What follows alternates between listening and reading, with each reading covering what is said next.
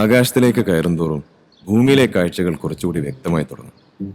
ഒരുപക്ഷെ ഒളിക്കാഴ്ചകൾക്കും അതിലേറെ സ്വകാര്യതയ്ക്കും ഉയരങ്ങളാണ് ഏറ്റവും പറ്റിയിടം.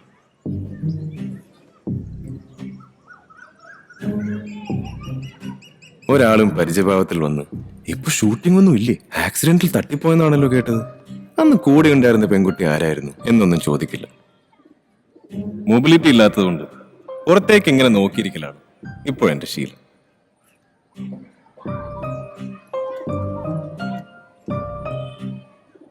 എത്ര തേച്ചാലും വെളുക്കാത്ത പല്ലുമായി അവസാനിക്കാത്ത യുദ്ധത്തിൽ ഏർപ്പെട്ടിരിക്കുന്ന ഈ മാന്യദേഹമാണ് സുഗുണൻ.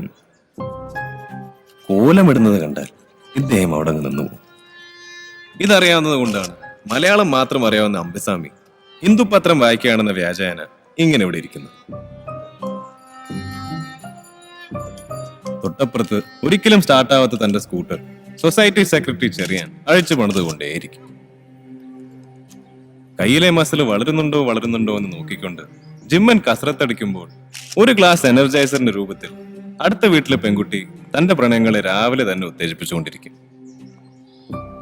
ഇപ്പോൾ ഇവിടേക്ക് നോക്കിയാൽ ബാറ്ററി ചത്തിട്ടില്ലെങ്കിൽ ക്ലോക്ക് 8:20 എന്ന കൃത്യമായ സമയം കാണിക്കും. കാലൊടിഞ്ഞവന്റെ വാൾപേപ്പറാണ് ഈ ബാൻഡേജ്. ഇതെല്ലാം കണ്ടുകൊണ്ടാണ് we the slaves of habit എന്ന് പോസ്റ്റ് ഇട്ടത്. ശീലത്തിനൊരു ശീലമുണ്ട്, അത് നമ്മുടെ അനുവാദത്തിന് പോലും കാത്തു നിൽക്കാതെ നമ്മളെയും കൊണ്ടങ്ങ് പോകും. ഇനി ഈ വഴിയൊന്നും വരൂലായിരിക്കും അല്ലേ? ആ നോക്കാം. ഇനി എപ്പ വരാനാണ്? ഇതാണ് മോളി ചേച്ചി. മോളി ചേച്ചിയുടെ പ്രൊഫൈൽ ഇത്രേ ഉള്ളൂ. വാ തുറന്നാൽ കള്ളം പറയും, കണ്ണ് തെറ്റിയാൽ കട്ടെടുക്കും. കള്ളം പറയുന്നതും കട്ടെടുക്കുന്നതും ഒരാൾ തന്നെ ജന്മാവകാശമായിട്ട് കരുതിയാൽ നമുക്കെന്തെങ്കിലും ചെയ്യാൻ പറ്റുമോ? അതുകൊണ്ട് തന്റെ അവകാശത്തെ ചോദ്യം ചെയ്യുന്നവരെല്ലാം മോളി ചേച്ചിയുടെ ശത്രുക്കളാണ്. 10 ഡീലെ സാറന്മാരെ പോവാണ്. എന്ത് നല്ല മനുഷ്യനായിരുന്നു. ആ ചേച്ചി എന്റെ കയ്യിലേക്ക് 100 രൂപ വെച്ച് തന്നപ്പോ എന്റെ കണ്ണ് നിറഞ്ഞു പോയി. അല്ലെങ്കിലും ദൈവം നല്ല മനുഷ്യരെയൊക്കെ വേഗം നാട്ടിലേക്ക് വിളിക്കും. ഇനി അവിടെ താമസിക്കാൻ വരുന്നതേ ഒരു പുതുപ്പെണ്ണും ചെറുക്കനുമാണ്. അവരും ഇതുപോലെ തങ്കപ്പെട്ട മനുഷ്യരായിരുന്നാ മതിയായിരുന്നു. എന്റെ മോനെ, ഞാൻ നല്ല അന്തസ്സുള്ള തറവാട്ടി പറഞ്ഞതാണ്. തൃപ്പൂണിത്തറ കോലോത്തുന്നവരെ കല്യാണാലോചന വന്ന പെണ്ണാ. അതെ, ആ 10 ഡീലെ തലനോട് പറഞ്ഞ മനസ്സിലാവൂല. ഞാൻ ഇറങ്ങാൻ നേരത്തെ അവര് എന്റെ നേരം 2 ചാട്ടം. അന്നേരം പേടിച്ചിട്ട് എന്റെ സാരിത്തുമ്പേൽ ഉണ്ടായിരുന്നു ഇത്തിരി പഞ്ചസാര ഇത്തിരി കടുക്കും താഴ്ത്ത് വീണ് പോയെന്നുള്ളത് ശരി തന്നെയാണ്. അതിന് നമ്മൾ അഭിമാനം വിട്ട് കളിക്കൂല.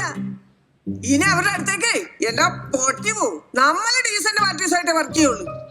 ആഹാ, ഞാനിവിടെ പറയണതൊക്കെ ക്യാമറയിൽ പിടിച്ചു വെക്കണല്ലേ? ആ പിടിച്ചോ. സമയാസമയങ്ങളിൽ കള്ളക്കടത്ത് നടത്തുന്ന മോളി ചേച്ചിയോട് ഒരു നോട്ടം കൊണ്ട് പോലും പരാതി കാണിക്കാതിരിക്കുന്നതുകൊണ്ട് മാത്രമാണ് ഞാൻ ഡീസന്റ് ആയത്. ഡോക്ടർ പറഞ്ഞ പ്രകാരം എല്ലിന് പകരം സ്റ്റീലായതുകൊണ്ട് നിലത്ത് കാല് കുത്താതെ 1 വർഷം കൂടി വീൽ ചെയറിലിരുന്നിങ്ങനെ ഉരുണ്ട് ഡീസന്റ് ആയേ പറ്റൂ.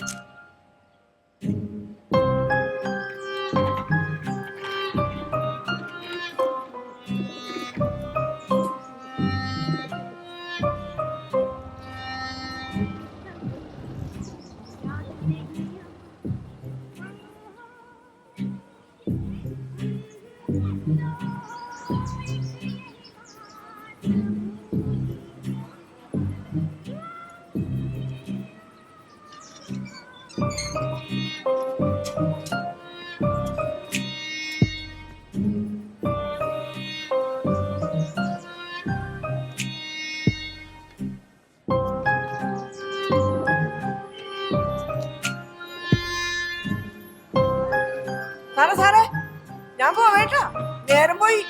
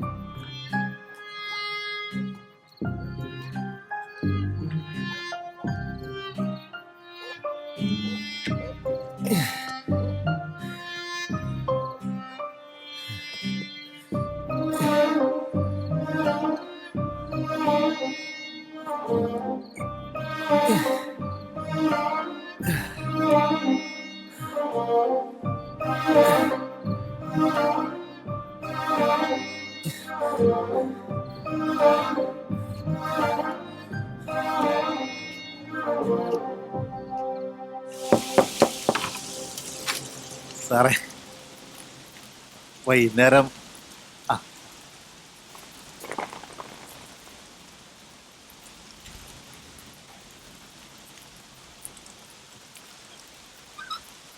തലേ ദിവസത്തിന്റെ മുഴുവൻ ഹാങ് ഓവറുകളോടെ ഉണരുന്ന ഒരേ ഒരു ദിവസമാണ് സൺഡേ. മഴ കൂടി ഉണ്ടെങ്കിൽ ഇത്ര ലേസി ആയ ഒരു ദിവസം വരെയില്ല. എന്നാൽ പതിവ് സൺഡേയോട് ഉറക്കച്ചടവില്ലാതെ അമ്പിസാമിയും ഭാര്യയും ഇവിടെ നിൽക്കുന്നു. പള്ളിയിൽ നിന്ന് വന്നിട്ടും വീട്ടിൽ കയറാതെ ഈ കുടുംബങ്ങൾ ഇവിടെയെങ്കിലും ചുറ്റിക്കളിച്ച് നിൽക്കുന്നത് മഴ കണ്ടു നിൽക്കാനുള്ള റൊമാൻറ്റിക് മനസ്സുള്ളത് കൊണ്ടൊന്നുമല്ല. ഇന്നാണ് 10 ന്യൂലി മാരിഡ് കപ്പിൾ താമസിക്കാൻ വരുന്നത്. അവരെ റിസീവ് ചെയ്യാനല്ലെങ്കിലും പുതിയ മൈഗ്രൻസിനെ കാണാനുള്ള ആങ്സൈറ്റി ഉണ്ട്. അതാണ് ഈ വെയിറ്റിംഗ്.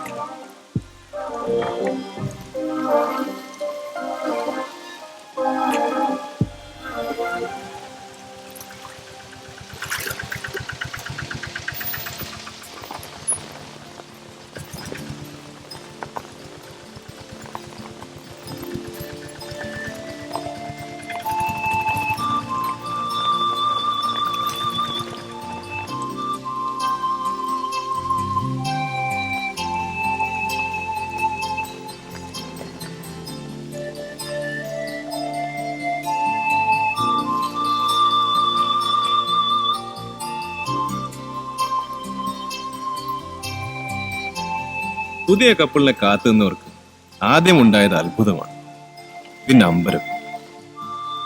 അത് കഴിഞ്ഞ് മുഴുവൻ ജനങ്ങളും വികാരനിർഭരമായ സംശയങ്ങളാൽ ഒടുക്കത്തെ കൺഫ്യൂഷൻ അടിച്ചുപോയി.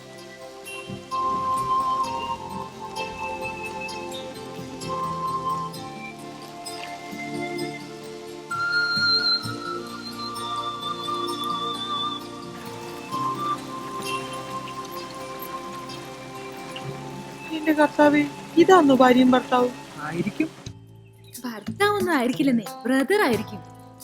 കണ്ടിട്ട് ബ്രദറാണെന്ന് തോന്നുന്നില്ല. ഇനി ശരിക്കും ഭർത്താവ് വേറെ വരുമോ?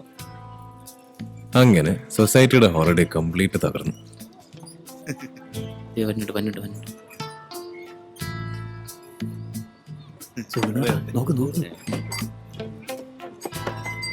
ഇവന് സ്റ്റൂള് വേണ്ടി വരോട്ടാ.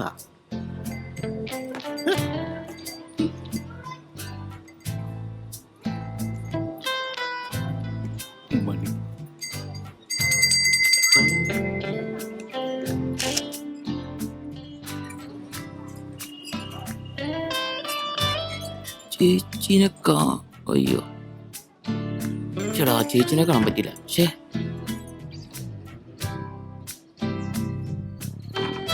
സാറേ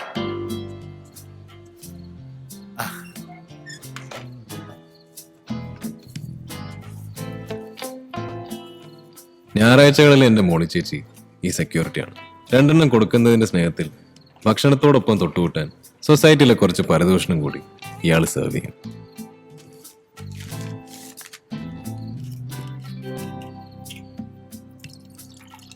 സാറ് കണ്ടായിരുന്നോ? പെണ്ണൊരൊത്ത ഫുള്ളാ. അവനാണെങ്കിൽ ഒരു ക്വാർട്ടറിന്റെ അത്രയും.